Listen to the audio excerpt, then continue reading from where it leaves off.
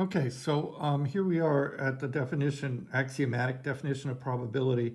Um, so if I say what is probability, it's a function that operates on events and samples. Its domain is the sample space of an experiment, any experiment. So it's a function. So we'll usually write P with a parenthesis, and its input is an event. Okay, so probability, which we'll write like P like this or something in it. You can use Q, you can use other letters too, but this will generally be it to start, is a function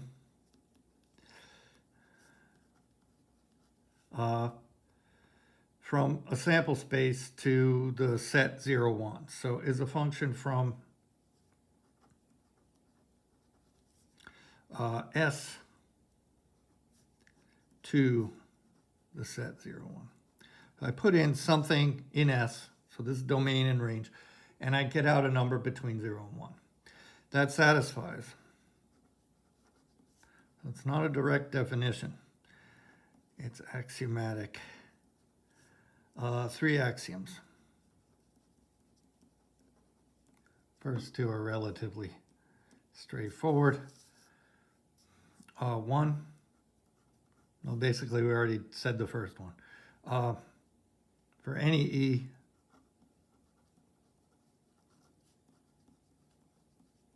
in S, P of E is contained in this set. So P of E is contained.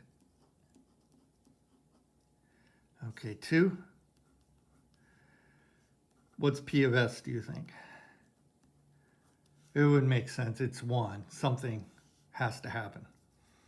Well, I did mention the null set, but that has probability 0 technically. So then 3,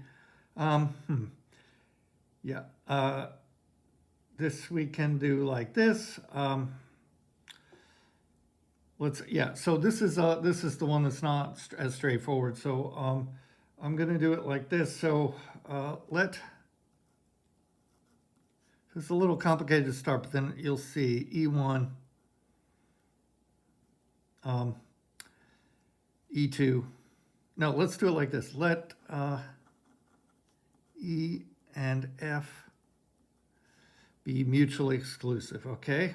B and S, such that E, F equals 0. So this means mutually exclusive. So E and F are mutually exclusive. I'll write that down later, okay? So I have 2 events in F, but they don't overlap at all. So what do you expect the probability of their union should be?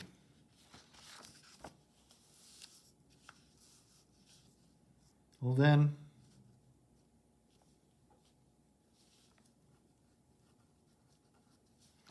P, E union F, what's the probability that either E or F happens?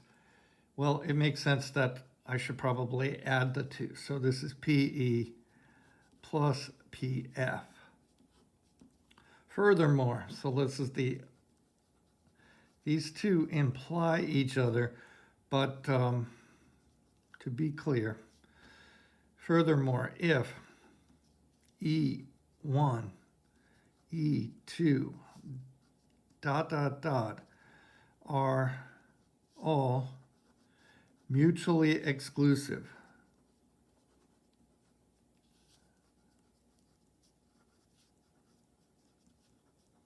this means EI, EJ equals the null set for any IJ. Okay, so for any IJ equal 1, 2, ... Then, well, then you just apply this. So you could, this certainly implies the first one, and you could certainly make an argument the first one implies this. So then the probability that the union the probability of the union of these is equal to the sum of the probability of each. each. They don't overlap. Okay, so that's it. Those are the three. First two are very simple. Probability has to be between 0 and 1, inclusive. Probability of the whole sample space is 1. And then if I have two events and they don't overlap, their intersection is the null set, well then the probability of their union is the sum of the probabilities. All right, let's see, example probably. So, okay, let's do this example. So suppose I have an experiment. So we have an experiment or a game, say, with two possible outcomes, two only in total. And let's call this, say, well, we could call it S1, S2, and we'll call E equal to, say, S1, and then EC is clearly S2. I'm going through this in probably too much, not being too eloquent here, but I have two events. One, I mean, this could be a set of outcomes, and I have one event. I'm splitting it into two, splitting S into two pieces, right? And we're going to say E is a winning outcome from the game. E, I win. EC, I lose. So suppose E represents winning and EC represents losing. So suppose E is 7 times more likely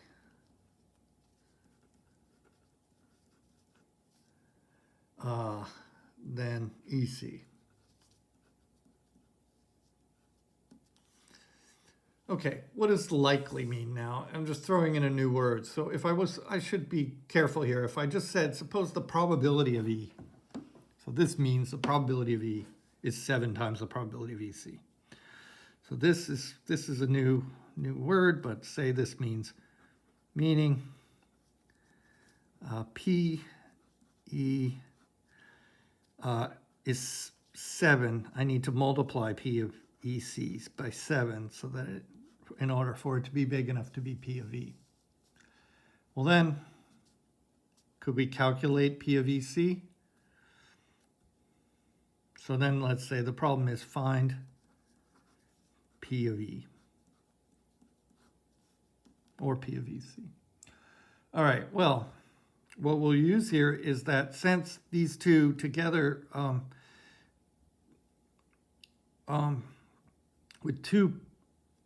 let's be careful here, with two possible outcomes in total, with only two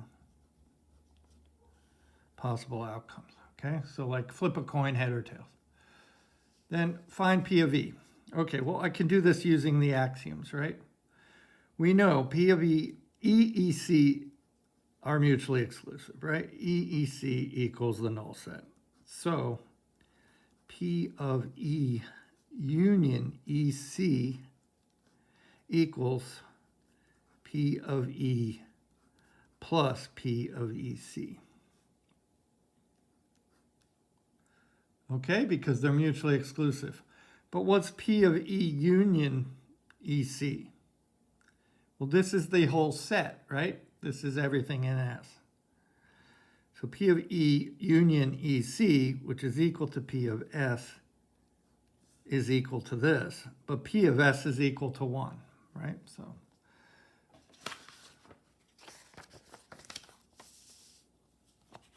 okay, so maybe I didn't do it in the simplest order here. So, but P of S is 1. And P of E equals 7 P of EC. So we have 1 equals P of E plus P of EC, which equals 7 P of EC plus P of EC, which equals 8 P of EC. So probability of EC equals 1/8, and probability of E must therefore equal, since this, by this equation, must equal 7/8. Okay, so you can check. Everything's satisfied. The union of these two, the probability of it equals 1. Probability of E is 7 times probability of EC. And yeah, that's it. So this is just from the axiom. So typically you don't have to reconstruct the axioms every time you do this. This is underneath what you'll come to be comfortable with when you have events that are mutually exclusive. All right, so we should do some more examples, and actually we're very close to doing many interesting problems. This is where I really wanted to get to. All right, so yes, okay, so the definition of mutually exclusive is clear, right? It means the intersection is the null set. All right, okay.